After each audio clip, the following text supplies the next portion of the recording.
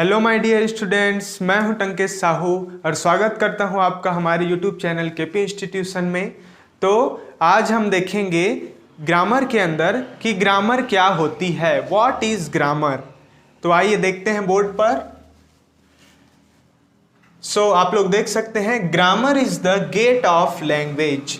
हिंदी में यदि इसको कहा जाए तो व्याकरण किसी भी भाषा का मुख्य प्रवेश द्वार होता है। मान लीजिए भाषा रूपी कोई एक आलीशान भवन है जिसमें आप लोग को प्रवेश करना है, तो उसमें प्रवेश करने के लिए आपको मुख्य द्वार से होकर जाना पड़ेगा।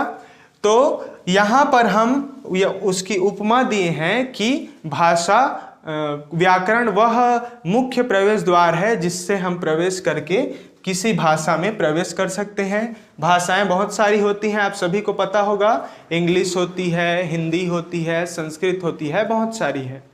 तो किसी भी भाषा को अच्छी तरीके से जानने, समझने, पढ़ने, लिखने के लिए हमें व्याकरण की आवश्यकता होती है, ताकि हम उसका शुद्ध उच्चारण कर सकें, शुद्ध उसको लिख सकें और शुद्ध अभिव्यक्त कर सकें।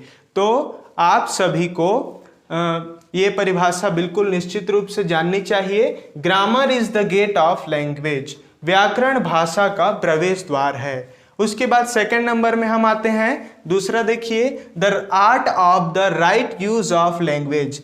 इसका अर्थ होता है कि किसी भी भाषा का सही और उचित रूप से प्रयोग करने की कला को ही हम व्याकरण कहते हैं। So is that clear? आइए अब हम हमारे नेक्स्ट टॉपिक की ओर चलते हैं, जो है अल्फाबेट्स।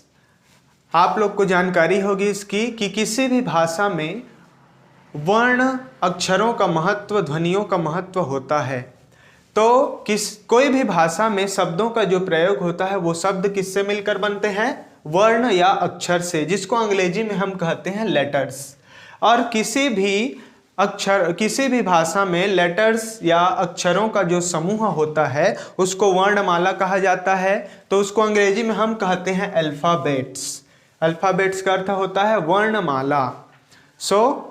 आगे देखते हैं कि अंग्रेजी भाषा में कितने वर्ण या अक्षर होते हैं। तो हमारी इंग्लिश वर्णमाला में 26 वर्ण या अक्षर होते हैं। आप सभी को जानकारी होगी, जो कि ए से लेकर जेड तक है। 26 letters. So how many letters in English alphabets? 26 letters. Clear? इसके बाद हम देखते हैं कि लेटर्स के टाइप्स कितने होते हैं। सबसे पहले तो उनकी साइज या आकार के हिसाब से यहाँ पर हम उसको क्लासिफिकेशन किए हैं। सबसे पहला है हमारा स्मॉल लेटर्स। आप लोग बोर्ड पर देख सकते हैं ABCDZ, जो Z तक है ये स्मॉल लेटर्स है। और उसके बाद है सेकंड में अपना कैपिटल लेटर्स ABC से Z तक। तो ये हमारा क्लासिफिकेशन हो गया उनकी साइज के आधार पर। अभी हमने देखा कि यहाँ पर अल्फ़ाबेट्स के साइज के हिसाब से हमने उसके टाइप्स के बारे में पढ़ा है। अभी नेक्स्ट टॉपिक में हम देखते हैं कि अल्फ़ाबेट्स के जो टाइप हैं वो साउंड के अकॉर्डिंग कितने होते हैं। How many types of alphabets according to their sounds. तो यहाँ पर हैं types of alphabets according to their sound. First आता है आपका वॉवेल, स्वर।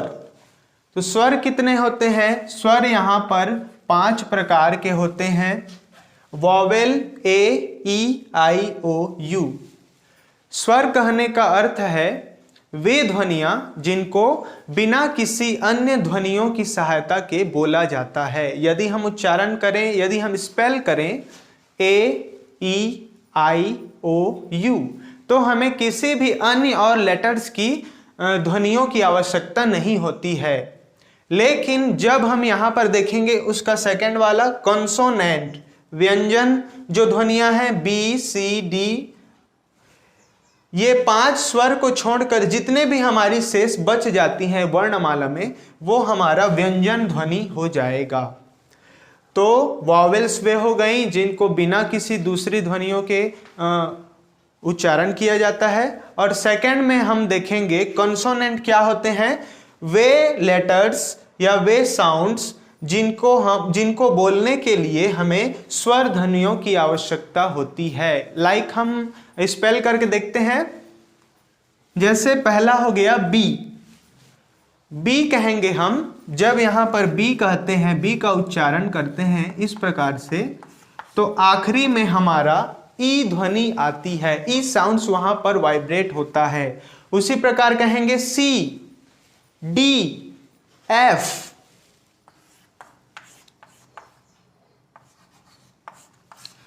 जब हम एफ उच्चारण करते हैं तो वहां आखिर में हमारा ए उच्चारण वहां पर होता है। अर्थात क्या हुआ कि कॉन्सोनेंट्स वे ध्वनियां हैं जिनको हम स्वरों की सहायता से बोल सकते हैं, उच्चारण कर सकते हैं। ग्रामर की हमारी सीरीज में सबसे पहले हमने जाना लैंग्वेज क्या होती है, उसके बाद हमने जाना कि ग्रामर क्या होती है, और उसके बाद हमने देखा कि अल्फ़ाबेट्स किसी भी भाषा में किस प्रकार होते हैं और उनका क्या प्रकार, उनके क्या क्या प्रकार होते हैं। इसके बाद हम आएंगे वर्ड्स के ऊपर। तो आप लोग बोर्ड पर देख सकते हैं वर्ड, व्हाट इज वर्ड, शब्द क्या है भाई। तो शब्द हिंदी में कहा जाए तो शब्द अक्षरों का समूह होता है। उसी प्रकार हम इंग्लिश में डेफिनेशन इसका लिखे हैं कि word is a combination of letters, अर्थात वर्ड शब्द, कॉम्बिनेशन अर्थात मिश्रण, और लेटर्स अक्षर। तो वर्ड क्या है, अक्षरों का समूह है, या अक्षरों का मिला जुला रूप ही शब्द कहलाता है। इसको हम दूसरे शब्द में कह सकते हैं बहुत सारे अक्षर मिलकर ही शब्द का निर्माण करते हैं। हमारी दूसरी परिभाषा है a word is a group of letters which has a complete sense. अब यहाँ पर एक बात हमारे ध्यान में आती है कि क्या केवल अक्षरों के समूह को ही वर्ड्स कहा जा सकता है? नहीं, यहाँ पर इस प्रकार की बात नहीं है। इसको और थोड़ा ठीक से हम समझेंगे तो दूसरी परिभाषा में इसको स्पष्ट बताया गया है कि a word is a group of letters which has a complete sense. जैसे कि मैं फॉर एग्जाम्पल के लिए यहाँ पर दिया हूँ, आप देख सकते हैं बोर्ड पर। पहला एग्जाम्पल है हमारा BOY, बॉय, बॉय माने लड़का, सभी जानते हैं आप लोग, ये बहुत ही सिंपल एग्जाम्पल है। और सेकेंड में हमारा है LIGHT, लाइट, लाइट का अर्थ होता है प्रकाश, उजाला करना भी है।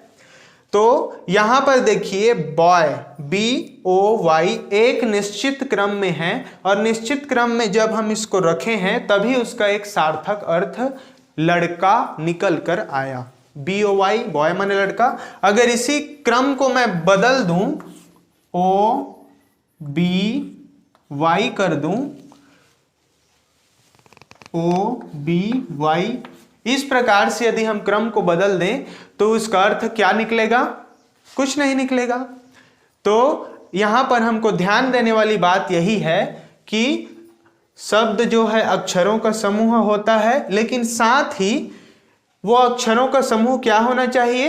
एक कंप्लीट सेंस देना चाहिए, एक सार्थक अर्थ का बोध हमें कराना चाहिए। बॉय माने लड़का हुआ, माने हम समझ गए कि लड़का अर्थात किसी व्यक्ति, किसी प्राणी, किसी जंतु के बारे में बोल रहे हैं, ठीक है। तो BOY, बॉय माने लड़का। तो सो इज दैट क्लियर? तो आशा करता हूं आपको मेरे द्वारा दी गई जानकारी बहुत अच्छी लगी होगी। यदि मेरी द्वारा दी गई जानकारी आप लोग को अच्छी लगती है सो प्लीज़ मेरे वीडियो को वॉच करें, शेयर करें और हमारे चैनल को सब्सक्राइब कीजिए।